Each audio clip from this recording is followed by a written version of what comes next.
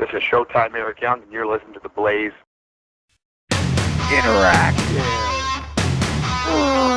Wrestling Radio.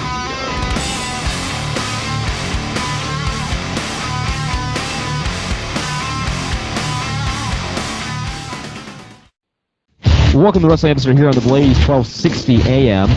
I'm your host, Brendan Brooks, alongside the man, James Walsh, with Francine, and of course, Mr. Ben Benny in the producer's box. How's it going, Ben? Word. What's up, guys? I want to let everybody know, first of all, that today's guests will be the one and only Mighty Molly Holly, also known as Nora Greenwald, also known as Miss Madness, whatever you want to call her.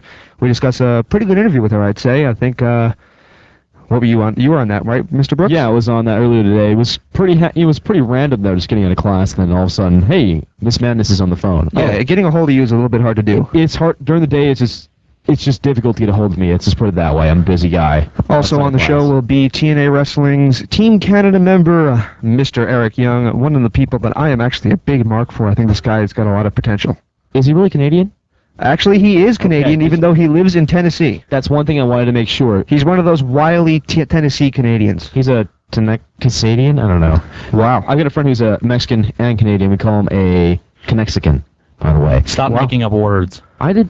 yeah, I'm just kidding. As Sergeant Slaughter says, that's an order! Oh, wow. Oh, wow. Okay, producer says... That was old school. So, Francine, are you there?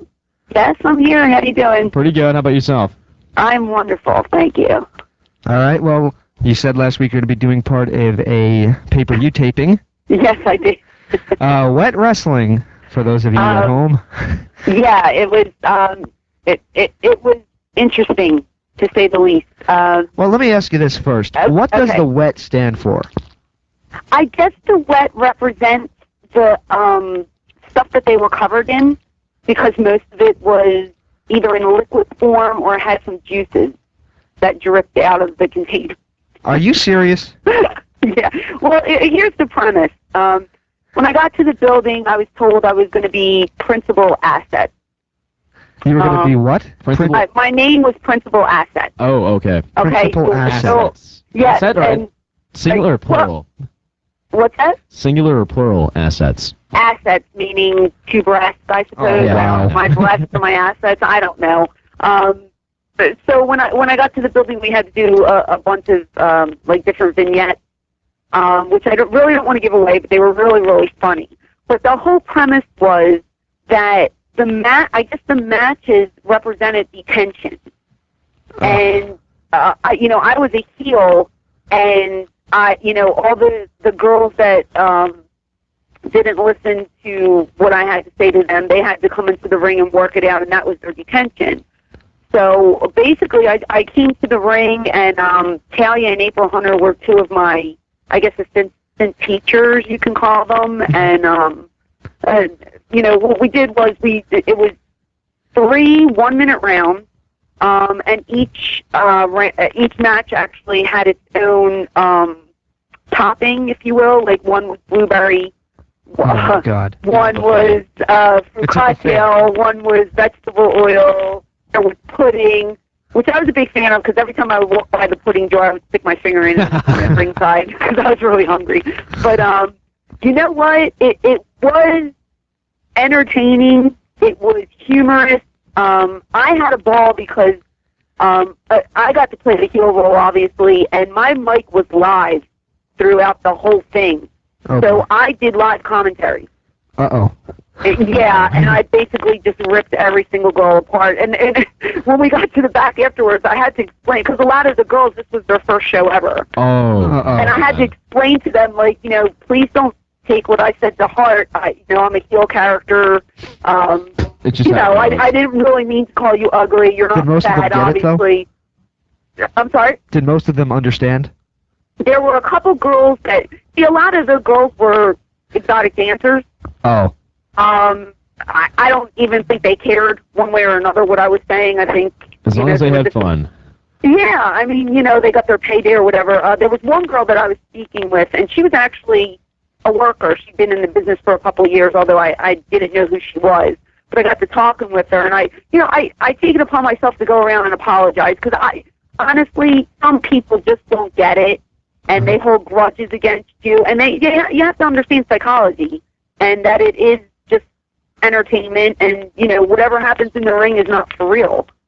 So I tried to tell the girls, whatever I say out there, please don't take it to heart, because it's just an act.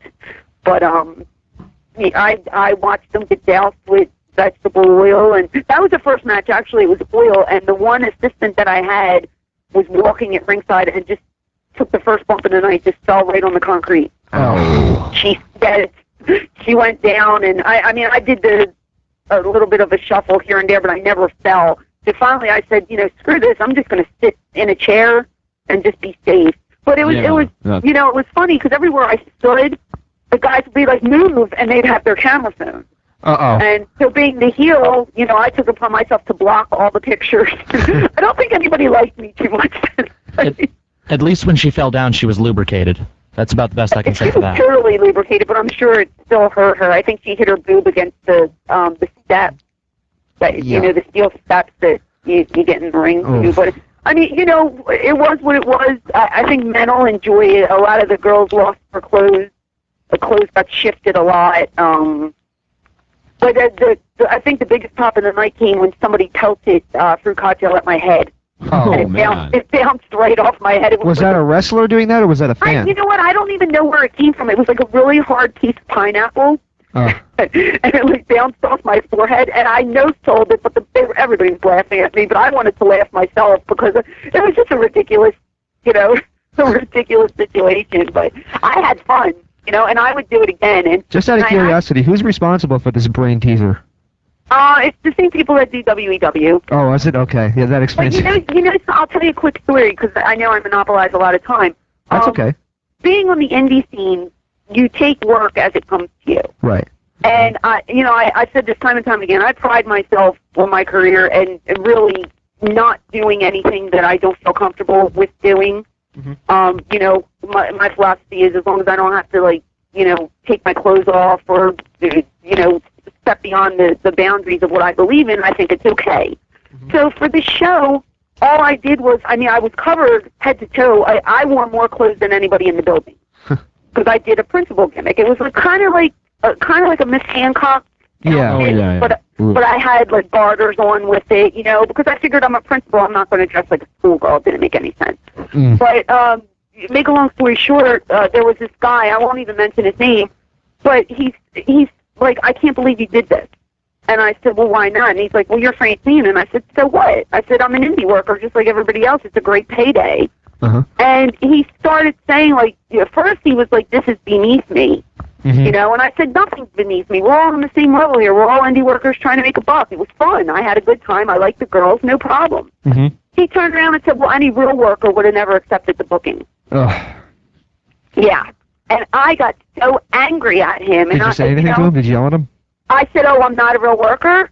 And he goes, no, you're taking it out of context. I didn't mean to disrespect you. And I said, well, after, over 12 years in this business, I think you did disrespect me a little bit. I said, and I don't appreciate it. And I just walked away from him because, I try to be a lady first and foremost, but I really wanted to, swing because that really bothered me. I'm not saying that I've done so much for wrestling, but I think I paid my dues, and I think I've proven that I was more than TNA out there. Yeah.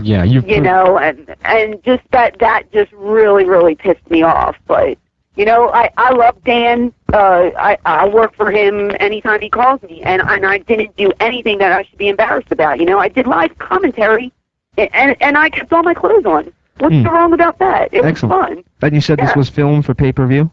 Yeah, they're trying to get some pay-per-view exposure from it. Like I said, we did a lot of vignettes, and so they're shopping it around. So hopefully it'll be on. It might go to In Demand. We're not sure yet, but hopefully it will. So, but it was fun. So many people can put it down, and that's fine. You don't have to watch it.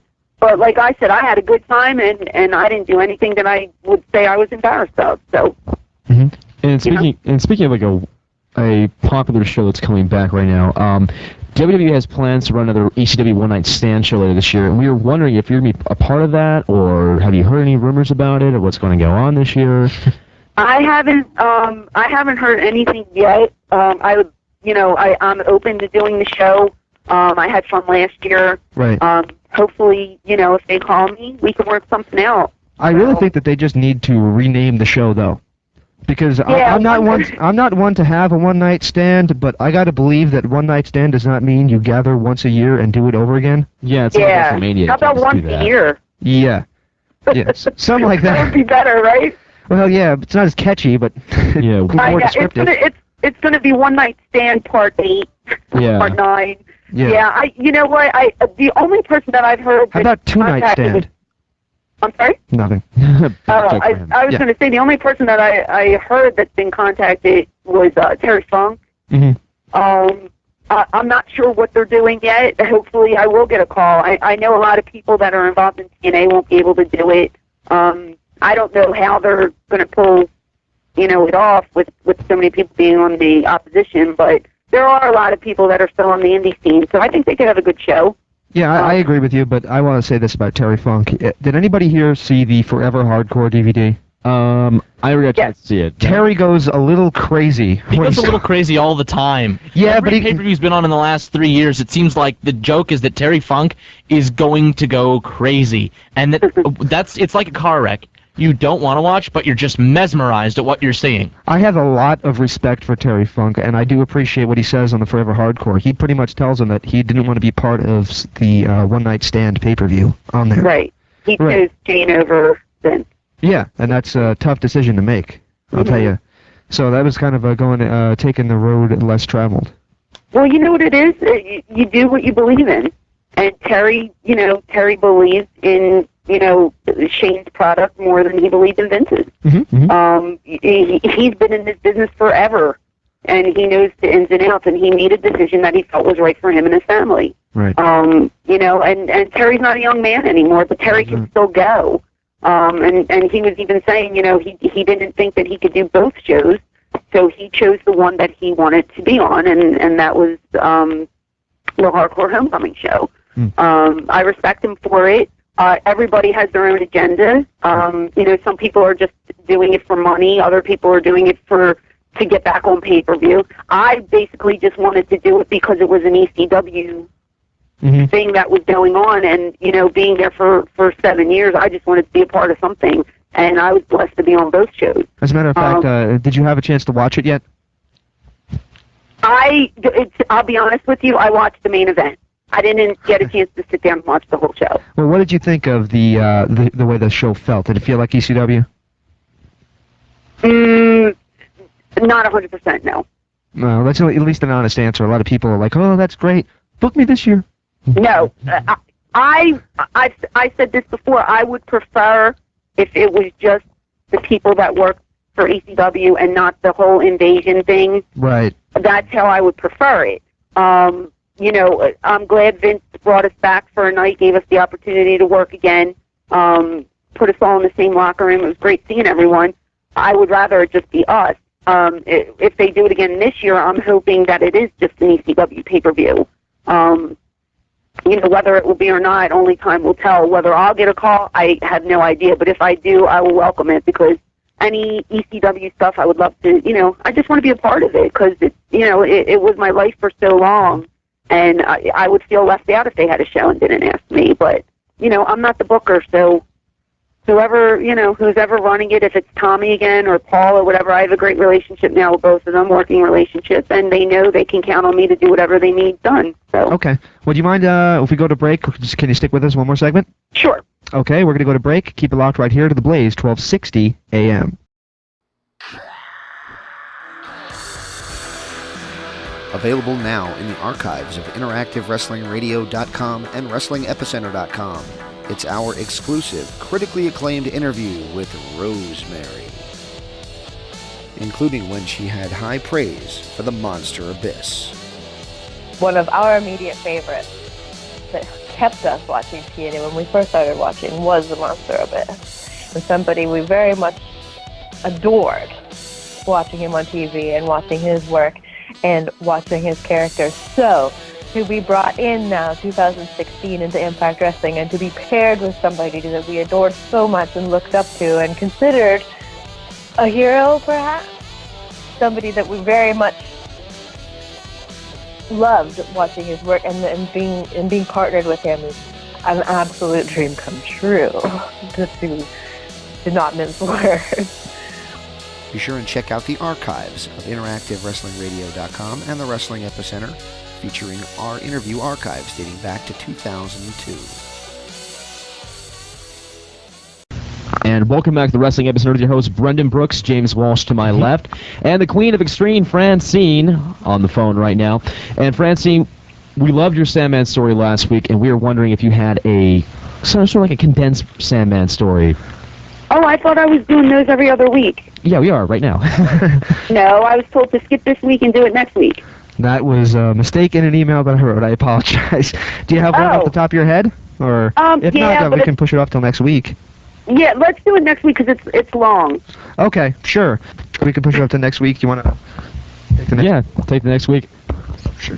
Sorry, a little... Okay, I have a short one if you want to just do a little one. Sorry, we were having trouble with our microphones there for Do you want to do a really short one? If you have a really short one, that'd be great. I have a short one. We were in Florida, and we were in the back, and like Sandman was really drunk, and I'm sure you know about this, James. He got naked in the ring. Yeah, I heard about that. Remember this 3-8 man? Right. Wasn't that reported in the newspaper or something? Yeah, I remember reading about that. Yeah, there was like pictures of him all over the internet naked and such. So we're in the back, and like we have this big meeting, and I don't even remember what the meeting was about. But Paulie sat us all down. We're sitting there, and we have this big meeting. Next thing I know, I'm sitting there, and I feel something on my shoulder. Oh. And it's Sandman's going, "Girl, turn around." And I'm like, "No." And he's like, "Turn around." I'm like, "No." And he's like, "Please turn around." And I turn around, and his penis is on my shoulder. Yeah. And then he took, I don't know if it was my comb or Lester's comb, but he took somebody's comb or brush, and he started brushing his pubic hair. Oh, my God. Yeah, he's a mess. So, yeah, that's a real quick. And then he jumped on the table, and the lecturer started giving him dollars, and he was dancing. Oh. And this is at a meeting regarding that, or no? No, it wasn't regarding him. It was okay. You know, that would be the ultimate. meeting. That would be the ultimate right there if it actually was regarding that situation. That would be the ultimate. No, because Paulie would just be like rolling his eyes and walk away. That's the way Paul treated Sandman. But you know what I gotta love about these stories, Francine? Yes. Every single one of these Sandman stories, I get the feeling is starting with, "Well, Sandman was drunk." Well, most Sandman was drunk and he was naked. Sandman was drunk and we couldn't get him on the airplane. Let me tell you something about Sandman. During the week, he is like Mr. Cleaver with his children, takes care of his kids, doesn't drink, blah, blah, blah. On the weekends is when he lets loose. He is a family man. He takes his kids to school. He goes to PTA meetings and all that junk, which is great. And he's a very intelligent guy. But then, on the weekends, he got a little crazy. He's a weekend warrior. What can we say? He is. Speaking of the Weekend Warriors, James, if you want Missy to do that show, she said to call her. Oh, excellent. Sure, excellent. There's your message. Patrick, you just reminded me because I just forgot. Did somebody call her? Because I actually was asked to give them their number. So. Oh, Missy. She's like, I might have gotten a call, but when you talk to him, just tell him to call me. And I was like, okay. Excellent. Weekend Warriors of Wrestling. Patrick is actually a part of the Eric Young interview coming up later in the show, so be sure to check them out at WrestlingEpicenter.com. Want to plug your website real quick? www.MissyHyatt and FrancineTV.com. Anything new going on? Any poker? I'm sorry? Any poker tournaments? You know what? No. I have not gambled for like a month. I'm trying not to gamble. Did you lose a lot of money? No. The last time I gambled was the poker tournament that I won. Oh, okay. But I'm just trying to start investing money and stuff, so I'm kind of like staying away from cards and casinos and all that stuff. For your future. I'm trying to be an adult now. See, that's the problem, because I was actually starting to learn a little bit about poker, and I was looking forward to taking part in one of them. Well, we can also do free rolls, so that's no problem, because you don't have to spend a dime on those. I'll do those, and then you win like $10. It's no big deal. Mm-hmm. But you don't put any money up, you just play. So that's a good way to learn, is do the free rolls. Absolutely. Well, we'll set one of those up for you. Sure. Well, I'm not going to be any good, but hey, I'm starting to learn simply because last week I sat there and I talked to people on the phone that kept calling me like, "Hey, that was a good show, man." I'm like, "Yeah, but was that a ridiculous question I asked or what?" I feel so stupid when I ask that question if you can bluff on the internet. And everybody's like, "No, it was funny." I'm like, "But what's funny about it?" So, I don't know why I was beating myself up about that all last week. Okay. I'm still not convinced if you actually can bluff on the internet, though, but... Like I said, the only way you can bluff on the internet is either making too big or too small of a bet, or type. I like when some people type because you can chat, and some people will type and say, "Oh, I have a 7-2 offsuit. I'm going all in." Yeah. I don't believe you. I can see that. Yeah, that could have something like that, but still. People do that all the time, and then they have pocket aces, you know. And it's What if like, somebody did that and they were telling the truth, though? Does that ever happen? Sometimes they do because people have to leave. Right. And they'll say, like, I have nothing, and, you know, but you don't know. That's what the bluff is. You never know. So you got to wait until the cards flip over. Excellent. Well, check them out, www.missyhydeandfrancine.tv.com. And once again, we thank you for joining us this week. And next week, it's always a pleasure, Francine. Thank you, Joe. And have a good night, guys, and I will talk to you next week then. All right. Well, thank you so much for joining us. And okay, take care. All right, take it easy. Thanks, Francine. Bye. All right, so that was the Queen of Extreme, Francine. Coming up later in the broadcast, we will have the one and only TNA Team Canada's Eric Young, as well as Nora Greenwald, also known as Molly Holly. My microphone is skipping in and out on me. You can move your hand now. Yeah. Excellent. If you want to join the program, give us a phone call. The number to reach is 480-965-1260. I have to put that from our station's call letters pretty much is 1260 or a dial-up. Yeah, that's kind of catchy, isn't it? Yeah, it is actually. And right now we're going to be taking a break. And we'll be right back to discuss some of the top wrestling news. Once again, the number to call, 480-965-1260 on the Blaze, 1260 a.m. It's like I love the whole thing. I still have the foam Duggan Board. 2x4s. Yeah. Man. I can't. He's a great guy. I love him. You can't go wrong with Hacksaw. We're men. We're not afraid to admit we love other men. And that's not like that. Well, though. Yes, we're not afraid of that, Ben. You can keep that yourself, okay? That's why we have the glass separating us right now. But besides that, that's about right. Right now, we're going to talk about the Hall of Fame class of 2006. Yes. This is the favorite part of the show. We were discussing This is this Ben's earlier. favorite part of the show. This is what he was discussing the entire time I got here. Like, as soon as you walked in, Hall of Fame, Hall of Fame. Ricky Yeah. Steamboat. He's excited about this. So, Ben, why don't you give us your picks on who you want to see in the Hall of Fame this year? All right, I've got a big list here of guys. If you haven't noticed, the past 3 years of the Hall of Fame, have been era-based. They started in the 70s, late 70s, early 80s. Now they're in the mid-80s.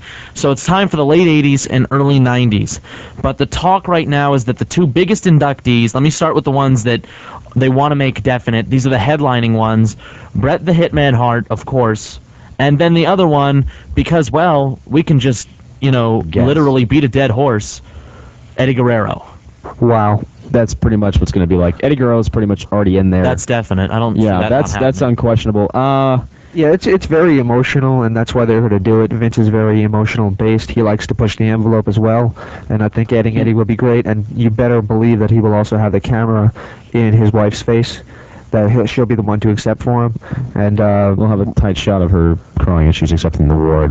It's just that's how Vince does that it. actually is something I want to go off on for 1 second. About 10 years ago, when Brian Pillman passed away, which is one of the few times I actually got emotional when a wrestler died, because I had watched him from literally when I was a little guy. So anyway, back to when Brian Pillman died, the next night on Raw, they had a camera in his wife's face, and she could barely form a syllable. And I don't know, I've always been against that. I've never really liked that shot. I don't know if Vince, if he had the opportunity, would do it again, but I've always been against putting the camera in an emotional woman's face. Yeah, you'd hope he wouldn't do that, but like I said, there are no rules for Vince McMahon. He does what he wants, when he wants, how he wants it, and that's just what he does. I don't know if Bret will accept, though, because as we were discussing earlier, he's just sort of isolating himself from the world right now. Right. And you know what? He probably has a right to do that, for considering the fact his life has been somewhat tragic. All right, now to give you the list of nominees that I believe should be in. You can agree or disagree with this one. Go for it. First one I'm going to name, also dead. Boy, I have a feeling that might be a recurring theme. Actually, it's not, though. Mr. Perfect, Kurt Hennig. Oh, absolutely, I agree with you. All right. The second name on my list here, a guy who I'm shocked isn't in for the amount of work he does for the company, Hillbilly Jim. Hillbilly Jim, I actually had a chance to interview and meet last year, and one of the things I talked to him about was, how come you're not in the Hall of Fame? And he's like, well, it was not my time yet. He's got a deep Southern accent, which is not even an accent that I just made. But anyway, yeah, I don't even know what accent that was. That was like the old guy from Family Guy with a hint of Southern accent to it. I hope the paper boy comes back. I hope the paper car comes around. Oh, man. Third name on my list. Muscly arm. Third. Stop it. Stop that. It's too silly. Third name on my list, Ravishing Rick Rude. Oh, yeah. Yes. Absolutely. Rick Rude unfortunately passed away back in 1999. It'd be great to see him in there. Kurt Hennig, back in WCW, was taking shots at people for not respecting Rick Rude when he passed away. So I think that this would be a good show of respect for Rude. Keep the noise down while I take off my robe.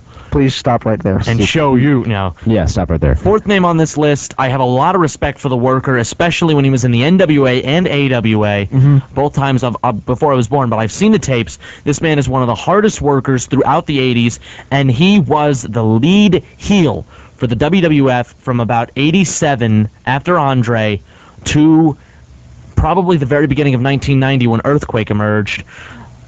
The $1 Million Man, Oh, yeah. Ted DiBiase. I'm surprised he's not even in the Hall of Fame right now. He should have been in there like years ago.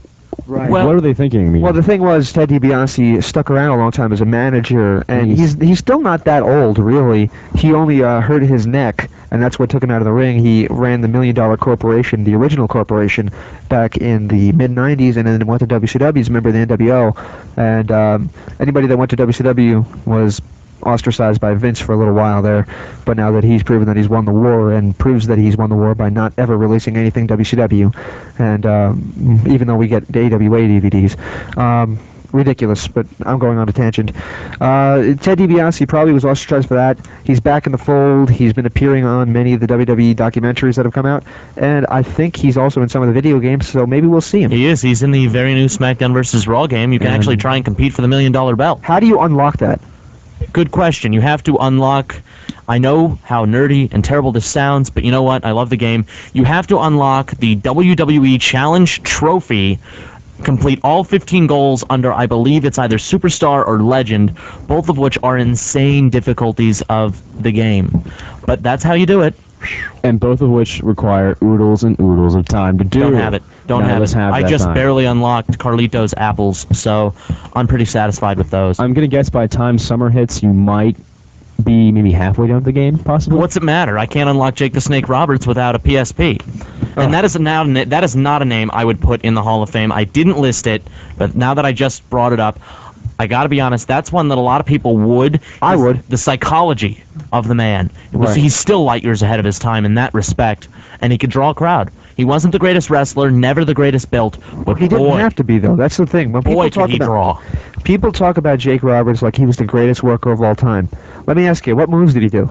A DDT and a short-armed clothesline, and he punched people. And that was about it. Yeah, he never jumped over the top rope, never did anything high fly. He pulled the snake out, and that was about it. The one time I saw him jump over the top rope, 1996 Royal Rumble, and Vader clotheslines him. He's on one side of the ring, Vader clotheslines him, and to sell it, he hobbles backwards all the way to the other side of the ring and then falls over the top rope, nearly killing himself. Hysterical, but he couldn't even do that. But yet, you still love the guy. You watch him, and you enjoy him. He was the perfect opposite for the birth of Stone Cold Steve Austin, too. Right. Well, I will tell you this, though. When you sit down and you talk to Jake Roberts, and I did, and the 2 or 3 hour interview that we did with him is still available on WrestlingEpicenter.com to download for free. I'm not plugging anything for money.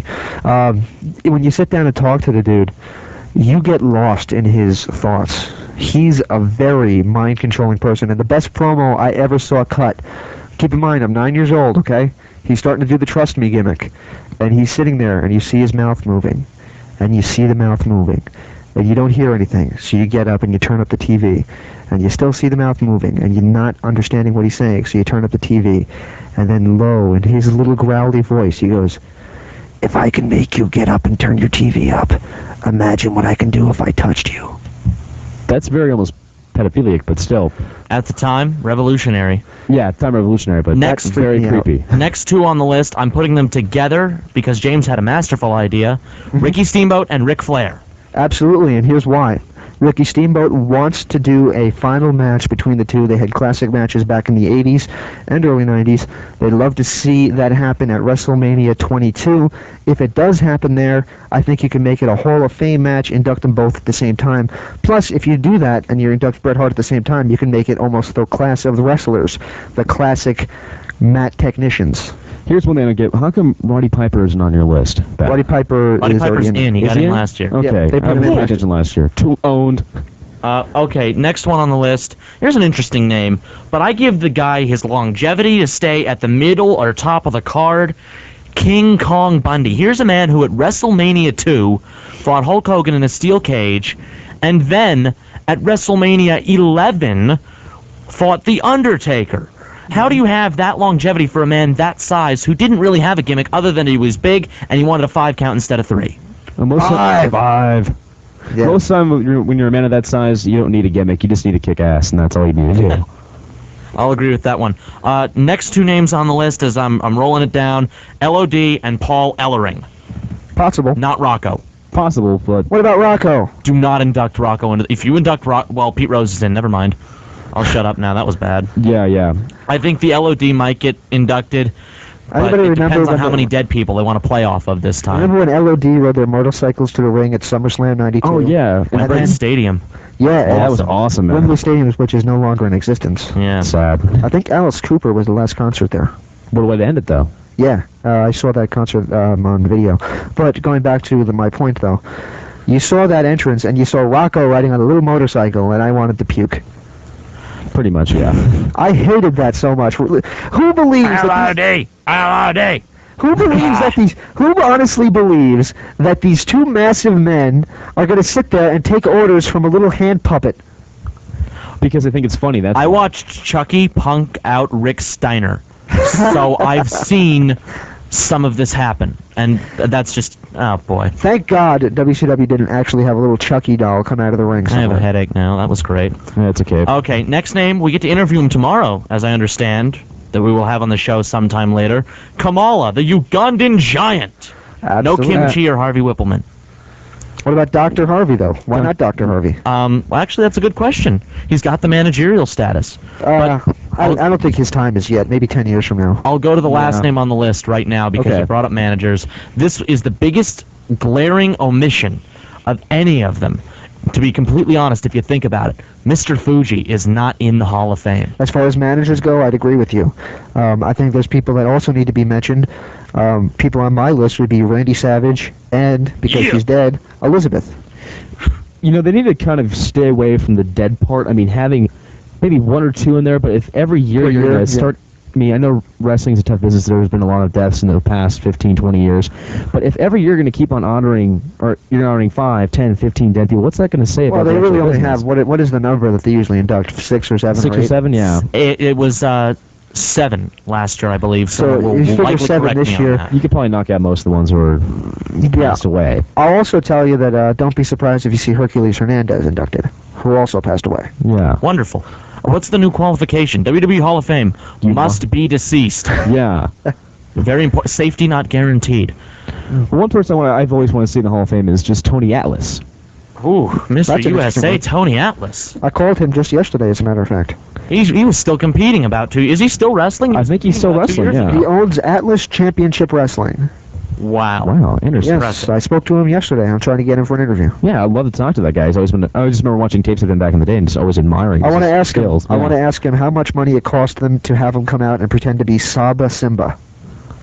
Anybody remember this? Saba Simba wrestled in 1 Royal Rumble. He was eliminated almost immediately, and that's how I remember him.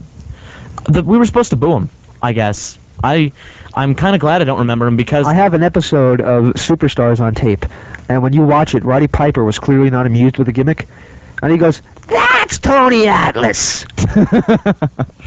Ouch, though. oh, that Piper. That Piper man, he just kind of throws it at you. Yeah, that's like 10 years later when Berlin, Alex Wright was doing that, and Larry Zbyszko says, "And what the hell is Alex Wright calling himself this week?"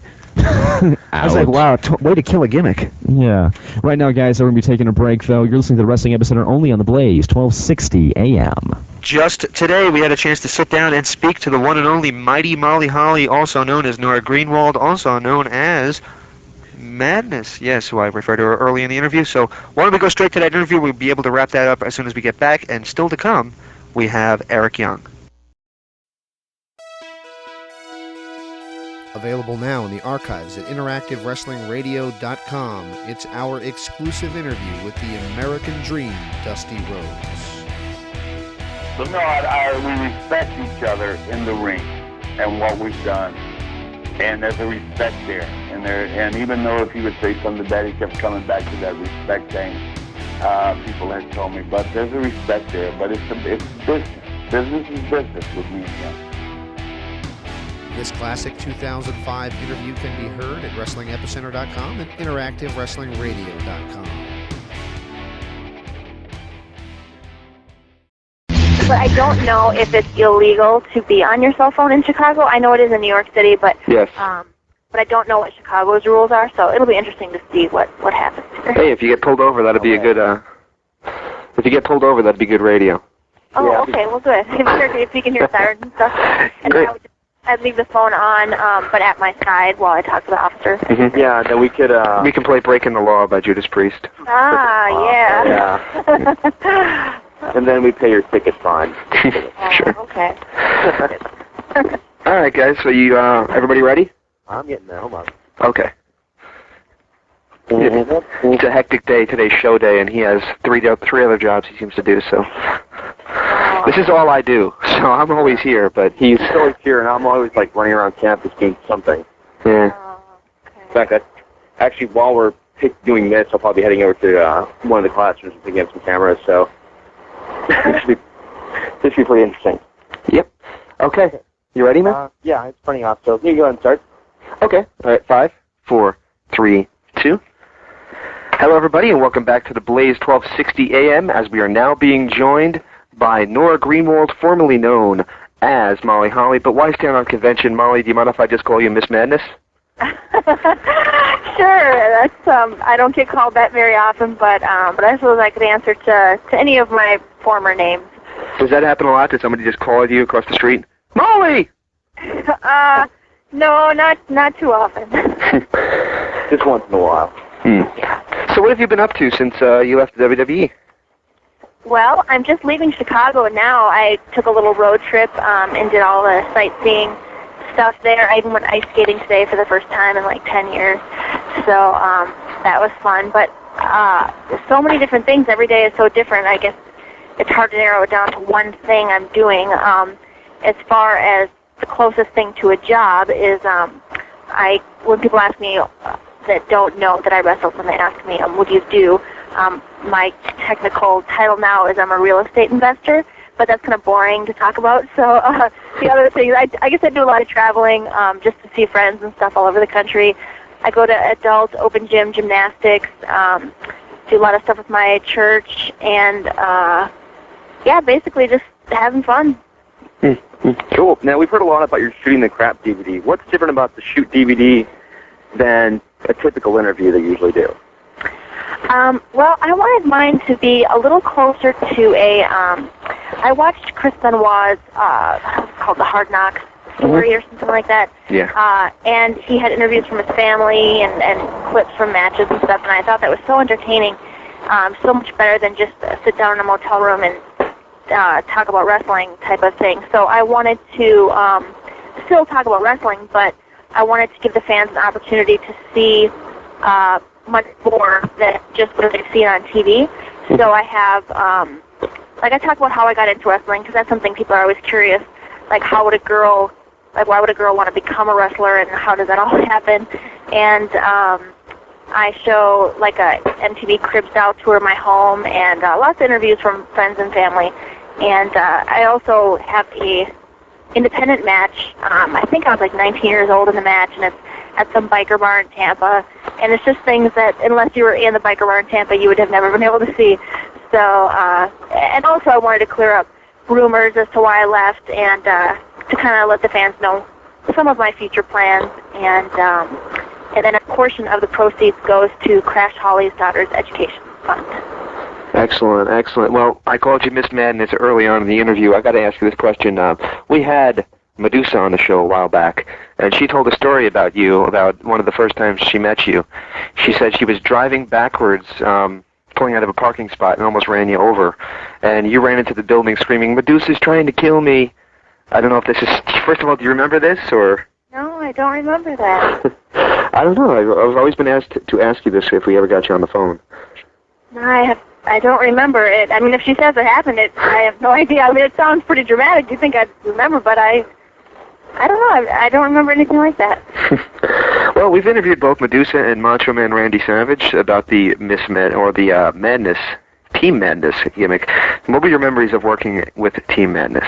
Oh, it was so awesome. I mean, to go from the indies and roughing it and, changing behind a tarp in a corner of a bar, it went from that to being treated like a star. I mean, Macho Man rode in limousines and he took us everywhere, taking us to sushi restaurants, and we just got the star treatment working with Macho Man, and it was so awesome.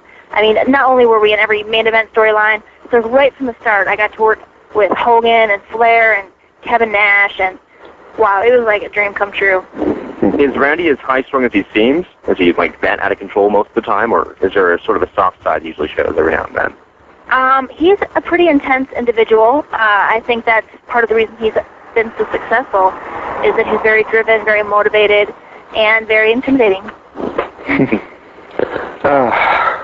Wow. Well, what was the next question we had for you? You want to take that one, Ben? Actually, I'll take it from here. You're one of the very few women I remember Jeff Jarrett actually hitting a guitar in WCW. Did Standards and Practice nuts after seeing that on TV? Say that again? You were one of the few women that I remember seeing Jeff Jarrett hit with a guitar back in WCW. Did the Standards and Practices go crazy when they saw that? Did the fans go crazy? Was that your question? Standards and Practices. Like basically the higher up people in the company. Oh.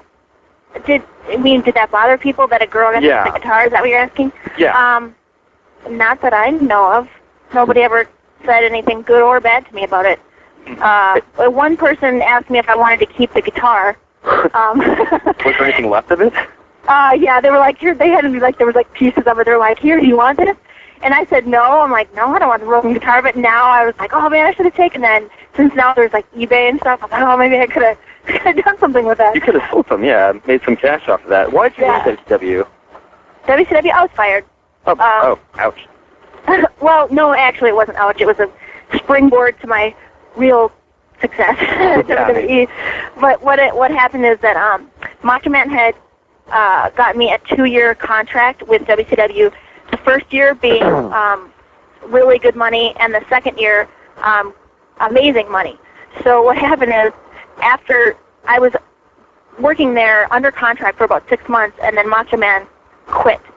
So then I was kind of left to fend for myself, and I didn't have the star treatment anymore. Yeah. So I was there about 6 more months after he left, and that was the end of the first year of my contract. So, and really I was personally drawing no money for the company at all, and they were paying me to do nothing. So they made a good business decision in firing me. I mean, they could either A, do something with me, or B, fire me, and they just chose to fire me. But what happened is J.J. Dillon called me, and he just told me that that they were going to not issue the second year of my contract. And so then I just said, okay, well, when can I start looking for work elsewhere? And they said, as soon as you want to. So hung up the phone and called WWE, and they said they were still interested. So. Excellent. Were they initially interested before you signed with WCW? Yes. Well, yes and no. When I went in for a tryout a couple years ago, they were not interested in me. But then I was Miss Madness on TV without a contract for maybe a month or two. And then before Macho Man decided to hook me up with a contract, he wanted to see if it would be, if WWF would offer me more money than what he could get me at WCW. So he kind of set up a little bit of a, I don't know what you call it, like bidding war or whatever for me, which was fantastic. And I couldn't have had that without Macho Man.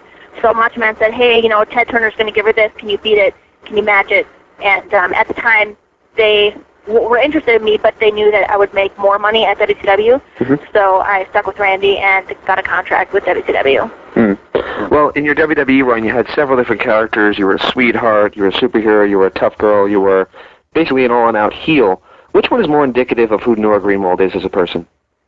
I think that my favorite one, or the one that was easiest for me to do, was the love story with Spike, like the Disney side of things. I thought it was great. For me, that's fun to do, and I think it closely resembles my own personality. I'm not that cheesy in my personal life, but it was still probably the closest. And the one thing I wanted to ask you was about the hair shaving incident. How did they convince you to do that, by the way? It was my idea. Oh, really? Yeah, I, about 8 months before WrestleMania, had briefly mentioned to Vince that it was something I was interested in doing for WrestleMania 20, and he said, oh, well, thanks for the suggestion, but we didn't really have a discussion about it.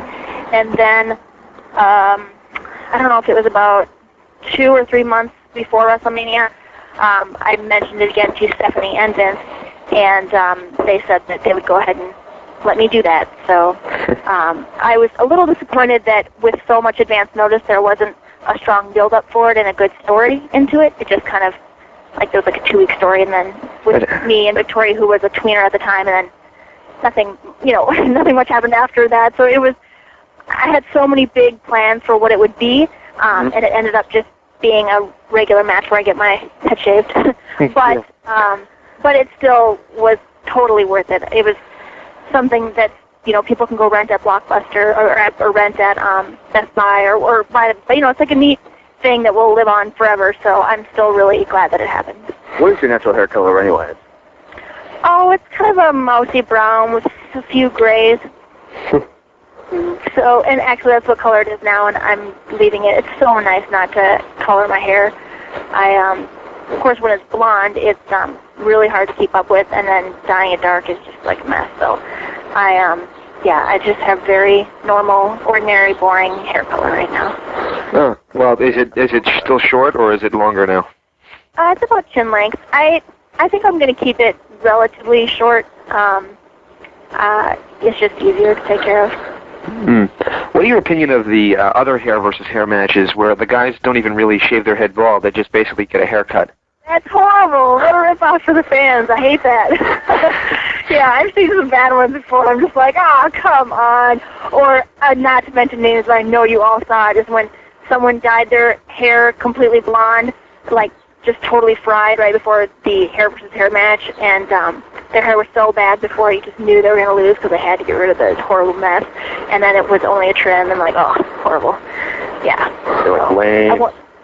So I wanted to make sure that when I do it, I wanted it to be a shocking thing, not like now she's got a cute short haircut, I really wanted it to be. Yeah, that was pretty shocking. And none of the boys knew if I was going to get my head shaved or not, and Bubba Dudley came, and I was already planning on making sure it was really, really short, and Bubba Dudley said to me, he's like, if you're going to do this, do it all the way. And I was like, oh, well, I don't know yet if I'm going to, and, so I didn't really let on what I was going to do, but he knew, he just wanted to let me know, don't do some dumb, your hair's 3 inches long stuff or whatever. So. Yeah, that was an instant where you probably could have kept the hair and sold it on eBay and made some extra cash.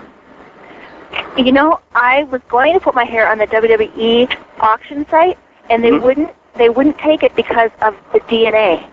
They would not put anything on eBay that had blood on it or any of that kind of stuff, so they wouldn't let me put my hair on the auction site. Wow, that's thinking ahead. DNA, I never even thought of that. That's intense. Well, what was your opinion of a lot of the stupid comments that were made? I guess it was part of your gimmick, the big rear end. Oh, well, that's all behind me now.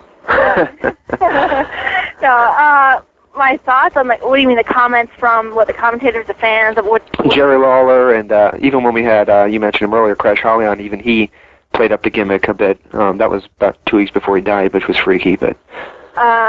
Well, with Jerry Lawler, he pretty much does what he's instructed to do, and Jerry had told me that he was getting a lot of hate mail from fans, the fact that he was saying it, and he was just telling me, he's like, I don't know how long it's going to last or what's going to happen here. He's like, well, he didn't like doing it because he didn't feel that it was getting over, but he was still being asked to attempt to get it over. So I certainly didn't care that what Jerry says. He does his thing, and I don't hold it against him in any way. And as far as the fans, of course, they're just doing what they're supposed to do, which is participate in whatever Vince is trying to get them to participate in. So. Did it offend you at all? Yes, greatly. Now, rumors say you were less than happy with your status of your career towards the end of your WWE run. Is that true? I didn't like being a heel, so I guess I wasn't happy with my character on the show for a couple of years. But it was still a great job. It's kind of like I don't. At everybody's job, they have stuff they complain about. You know, whether it's the commute to work or whatever the thing is they don't like. It's, you know, stuff exists that's not always wonderful. So I didn't like the character that I played on TV, but I still loved traveling with WWE, and I still loved the people I worked with, and I liked the money I made there. So it was, and the fans were always really fun to meet after the shows and autograph signings and stuff. So so I wasn't unhappy with my overall job there, but there were certain things about it I didn't like. And you mentioned that in your shoot, you mentioned exactly why you did leave, and you clear up a lot of the rumors. Is that correct? Yes. On the DVD, the story itself is so dramatic. That's why I don't tell it in interviews, because it's a bit much. I'm going to be paying. Oh no, I'm not. Hold on. Sorry. I was going to pay a toll, but then it said go through. So sorry. Yeah, on the DVD is the whole story as to why I left, and that's pretty much the only place that you'll be able to hear the whole story directly from the source is on my DVD. Well, this coming Tuesday, you're going to be appearing at a very romantic event, Impact Zone Wrestling, here in Tempe, Arizona. Just tell us a little bit about what's bringing you to Arizona. Well, a couple of things are bringing me to Arizona. One is that my brother lives in Arizona. He lives in, it's either called Casa Grande or Casa Grande. Casa Grande, yeah. Yeah, Casa Grande. He lives there. And I'm also friends with Justin Roberts, who runs the show at Set. So I thought I would make it a business and pleasure trip by visiting my brother and special guest refereeing at the show on Valentine's Day. And it is 80 degrees here right now, so you could wear shorts theoretically you could. I could do what? You could theoretically wear shorts because it's about 80 degrees right now. Oh, that's awesome, because I was just fighting the blizzard leaving Chicago here. Yeah, I'm actually wearing flip-flops right now because really it's not even cold here anymore. Oh, wow. Only at night. Only at night, yeah. At night it gets chilly out, but during the day it's ridiculously hot. Oh, well, good. I'm looking forward to that. And that's part of the reason why a lot of Minnesotians like yourself come down to Arizona. And there's a lot of them who are like 60 years old who come here. Is there another reason why, besides the weather, that they come here during the months of, like, let's say, I don't know, October through May? Why they would come to Arizona? Yeah. Well, I think it's a beautiful state. There's lots of fun things to do. The weather certainly has a huge part in it, but I'm sure also because the people are so friendly. Yes, as we're proving in this interview, aren't we? No, I'm just kidding. Honestly, we have a nickname for people who move down here from the northern states. We call them either Q-tips or snowbirds. Snowbirds. Yes. I know the I actually haven't heard the Q-tips used for people who migrate south, but I am aware of that term.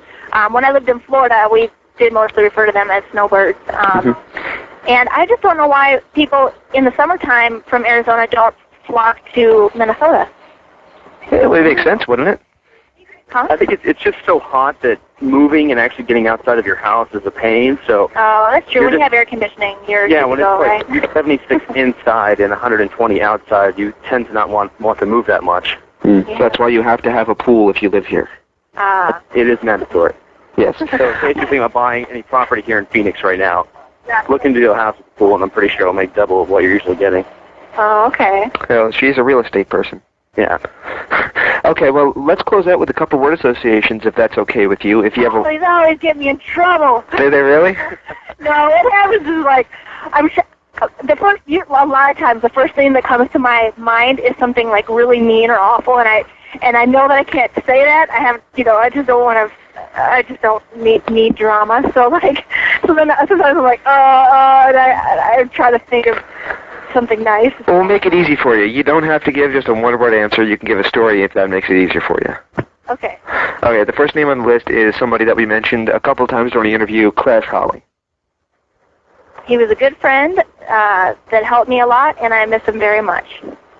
Okay, Bob Holly. He is one tough guy that's usually grumpy, but he was always very nice to me. How about Gorgeous George? That girl is a riot. I think she is hilarious. She talks a mile a minute, and she has tons of charisma and star qualities. Okay, Gail Kim. Gail is my favorite tag team partner, and not only is she beautiful, but she's a fantastic wrestler. Christy Hemme. Christy has funk, and she's very sweet, and I'm sure she'll be successful at whatever she does next. Victoria. Victoria is one of my favorite people to wrestle. She's strong, she's creative, athletic, and she always challenges me to give 100%. How about Medusa? She is one of the pioneers of women's wrestling, and she is one tough lady. Ivory. She's one of my best friends.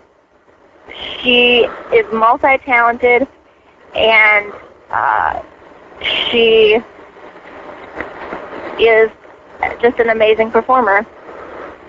Stephanie McMahon.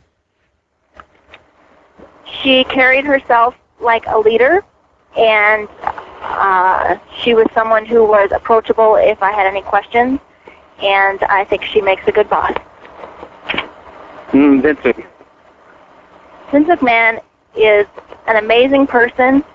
I really admire him and his business sense and his vision, and I think that he is a very fair man, and I might possibly work for him again in the future. Well, once again, we can't thank you enough for your time. You will be here, once again, Valentine's Day at the Sets here in Tempe, Arizona, just a couple weeks away from our studio, as a matter of fact. A couple blocks, I should say. And we'll be there. We'll be cheering you on, and hopefully everything will go good, and we'll see you again at the Sets in IZW.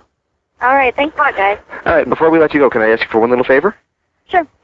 Would you mind saying this is Nora Greenwald, and you're listening to the Wrestling Epicenter? Wrestling Epicenter? That is correct. Okay. Do you want me to catch you down? So I'm supposed to say, hi, this is Nora Greenwald, and you're listening to the Wrestling Epicenter? That's correct. Okay, I'll say it. Okay, 5, 4, 3, 2. Hi, this is Nora Greenwald, and you're listening to the Wrestling Epicenter. Excellent, excellent. Thank you so much. I do appreciate it, and we wish you the best of luck, and we'll see you Tuesday. All right, bye-bye. All right, take it easy. We certainly hope you enjoyed the Molly Holly interview, and we hope that you will stay tuned right now as we're going to go straight into Eric Young due to time restraints. Keep it locked right here to the Blaze 1260 AM, and of course check out TNA Against All Odds this Sunday on pay-per-view. Welcome back to the Blaze 1260 AM, as we are now pleasured to be joined by TNA Team Canada's Eric Young. Eric, how you doing? I'm doing fantastic. How are you? I'm doing really well. It's really an honest pleasure to speak with you. There's rarely a few times in this show that I actually am a mark for somebody, and I certainly am a mark for you, my friend. Bad choice, but thanks anyway. I'm trying to figure out exactly what you would describe your character as. I've described it on the show as Tweak from South Park meets Shaggy from Scooby-Doo. I guess. I don't know where it all... I don't even know how it actually came about. It's just...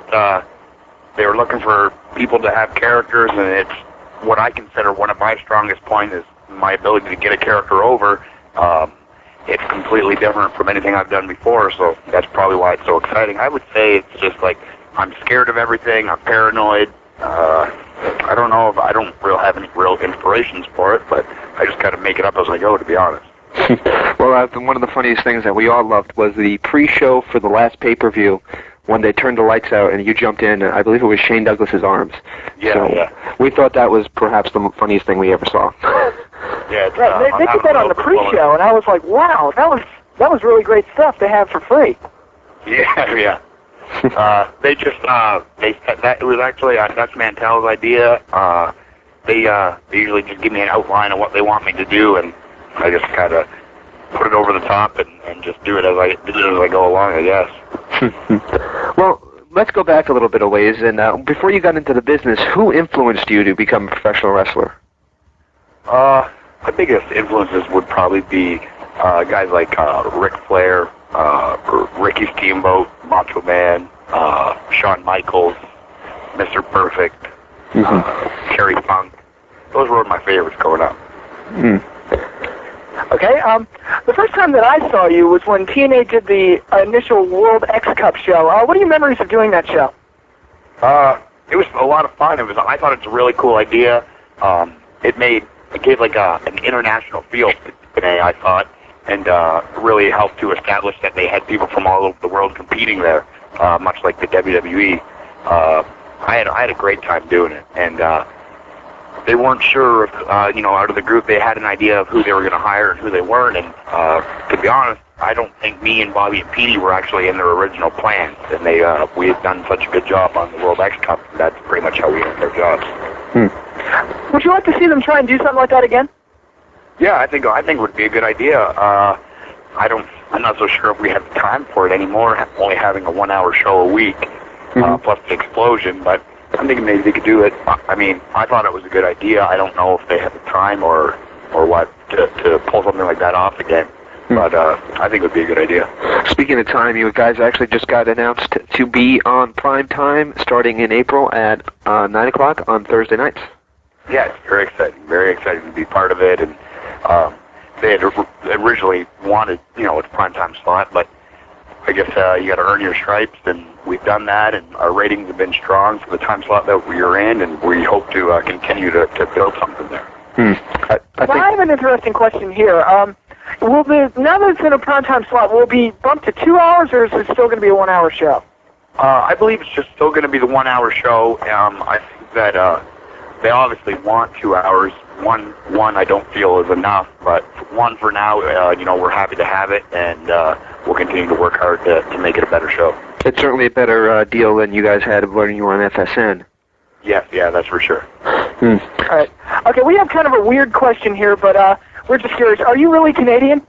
Yeah. I lived there for 24 years of my life. I live just outside of Nashville now. I just kind of ended up here, I guess. But, originally from Canada, born and raised. Well, going back to that Ultimate X or World X Cup tournament or whatever you want to call it, one of the matches you had was a ladder match, and I know that one of the other contestants in there was Jerry Lynn. And there was a spot in there that absolutely wowed me, and ever since then I said, I want to interview this guy. And it was a slingshot move where they pretty much shot you over the ropes with the ladder, and you landed in the aisleway. First of all, does that hurt? I mean, I gotta believe it does. Well, it doesn't feel good. This may sound crazy, but it was actually my idea. I had done it 2 other occasions on independent shows up in Ontario with a guy called Danger Boy Derek Wilde. He not quite as heavy as Jerry Lynn and Mr. Aguila, so when they shot me, I went a lot quicker than I originally had planned, but everything worked out. I wasn't seriously injured, and a lot of people remember that, so I guess that's good. What's your favorite type of gimmick match? Gimmick match? Probably a ladder match. I've had piles of them over the years up in Ontario. It's funny because I'm not known for that now, but when I broke in Ontario, I wrestled there for six or so years. I was, known for my, mostly for my wrestling, because on, independent shows it's hard to get over characters and stuff like that. You just kind of go out and have real competitive, real physical matches. And there's all kinds of really talented guys in Ontario, and they're just, it's hard to get a look because they're up in Canada. Okay, one of the things that impressed me the most about Team Canada as a whole is how good and different each member of Team Canada was individually. Are there any chances of you getting a singles push someday? I would like to believe that there is. Right now, I mean, I love the tag team thing. To be honest, before I had gotten to TNA, I maybe had 10, 15 tag matches ever in my life. Mostly I'd done singles. I was babyface in Canada for 7 years. Very seldom would I ever be heel, so it was a learning experience, but it's really exciting. I like to, challenge myself and be creative, and it's singles push would be nice, but I enjoy doing the tag thing too. I really enjoy tagging with PD or Al or Bobby or Johnny Devine. Anyone, doesn't matter. It's fun either which way. Okay, where is Johnny Devine right now? We haven't seen him in a long time. He broke his leg. Me and him were tagging in Memphis for I think Mid-South, working for Jerry Lawler and Corey Millen, and he had broke his leg, and he went up to Canada to get the surgery and stuff. So he just had another surgery on his stomach, and I think they have plans to bring him back, but I'm not sure. But he's living in Winnipeg right now, working there and doing real good, running a wrestling school up there and stuff. So. All right. Going back to your singles push, if you ever do get a singles push, would you see yourself as more of an X Division style guy or a heavyweight kind of style? I think I could fit in wherever they want. A lot of guys in Ontario are smaller. Like in Ontario, I would be if I was a work wrestler there now, I'd be in a top 10 bigger guys from Ontario. Most of the guys are smaller, and I'm used to wrestling that style. I don't do a lot of the stuff myself, but I'm used to wrestling guys of that style, so I can do it. If I had to choose, I would rather wrestle heavyweight. I mean, I like wrestling as a smaller guy against guys that are bigger than me. It's more of a challenge for me, I find. Alrighty. Sure. We've seen you make some WWE appearances on Heat and Velocity. I believe once you were on Heat and you faced, I think, somebody you trained with, Val Venus. You've had tryout. Is that consider those tryout matches with the WWE? Yeah. I didn't train with Val. That was Bobby. Bobby did. I've known him for a while. It's kind of a funny story. Christian was actually the guy that kind of helped me get my foot in the door there, and he's the one that put my name in and got me backstage and stuff. I actually ended up having about 20 or 25 matches there. I had ones that were dark matches in Michigan and Ohio. I did some in Chicago. I did some in Wisconsin. Some at Penn State. I did about 6 weeks where I was there every Monday and Tuesday, and a lot of the guys thought I was actually working there. But I was just on a part-time basis, and I think honestly because I wasn't as big back then, as not quite as heavy as I am now, or I plan on being, and back then they just weren't looking for guys my size. Excellent. Next question I have for you is this coming Sunday, you're going to be on pay-per-view. I'm not sure if you're going to be a part of that match or not. It just says Team Canada on the website, and that seems to be what it's billed as, but it's Team 3D versus Team Canada at Against All Odds. Yeah, that's me and Bobby Roode, actually. Really? Cool. We had wrestled them on the New Year special. We had a real good match with them, so I'm really looking forward to it. Here's an interesting question coming in from our forums. They'd like to know how long it took you to put on the Sting garb. How long did it take? It took me about 20 seconds. He was one of my favorites growing up, and that was his real stuff. I believe that was the exact stuff that he wore. I think it was Clash of the Champions 92 or 93 when he had beat Ric Flair for the world title. Really? Wow. So it's all very exciting for me. That's excellent. What do you think about some of these big stars coming in, like Christian Cage and Sting? I think it's fantastic. I mean, it can only help us. A lot of people, and I agree, think that Christian didn't get a fair shake ever in the WWE. You know what I mean? He just didn't get a shot that he deserved. Absolutely agree. Best talent. He was, he's all around one of the best wrestlers today, and I think he will, and he is getting a fair shake at TNA, and the WWE, I think, dropped the ball, to be honest. Oh, I agree with you completely. Do you see Christian winning the title? Oh, sorry, do you want to go, James? Sure, go ahead. Do you see, go ahead and ask him. I know what you're going to ask. Okay, do you see Christian winning the title this Sunday? I don't know. I would like to see it. You know what I mean? Something for a change.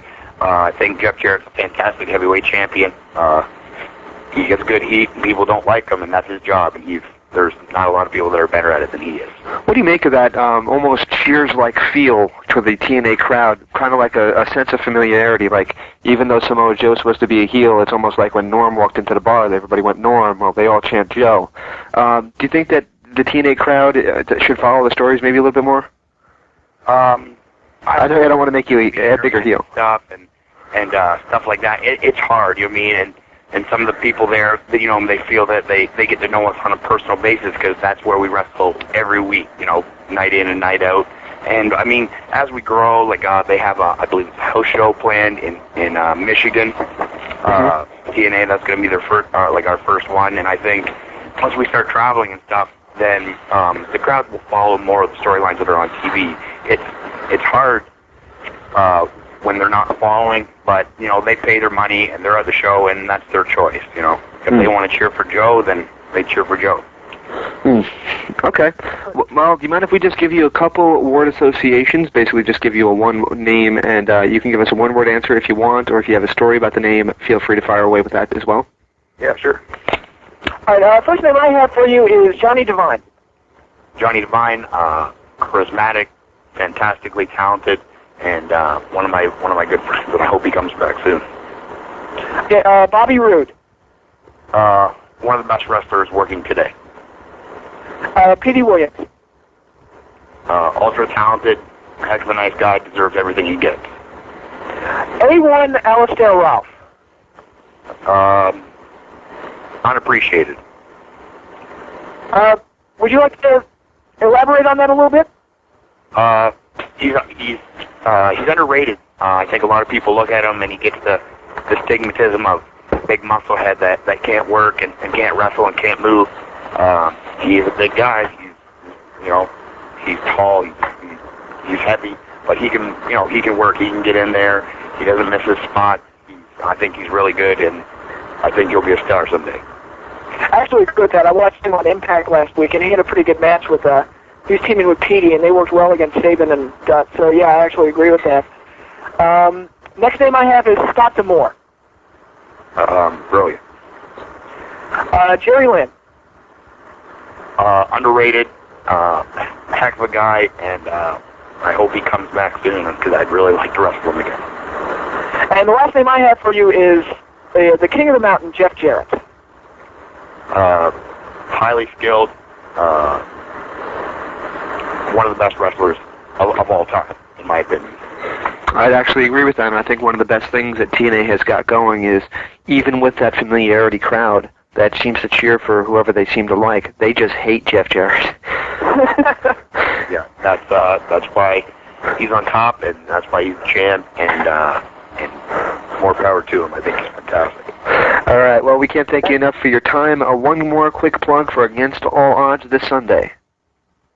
Pay-per-view, it's going to be really good. We appreciate everybody's support, and we hope everyone's enjoying the show. As we are. Thank you so much for your time, and we wish you the best of luck, and we'll be checking you out on Sunday. Thank you, sir. All right. Before we let you go, can I ask you for one little favor? Yeah, sure.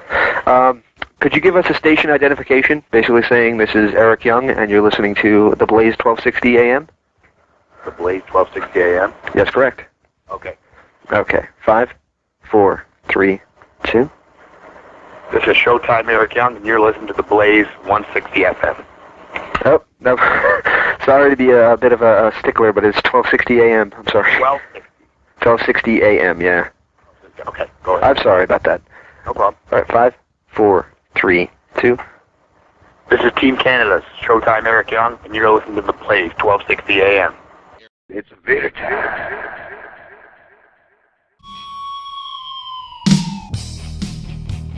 It was Vader time in 2009 when the Wrestling Epicenter welcomed Big Van Vader to our show.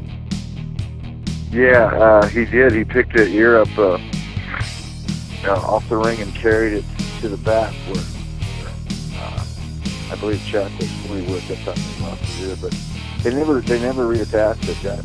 He has that long hair, so you don't really see it, but never reattached to yours, so it looks pretty ugly.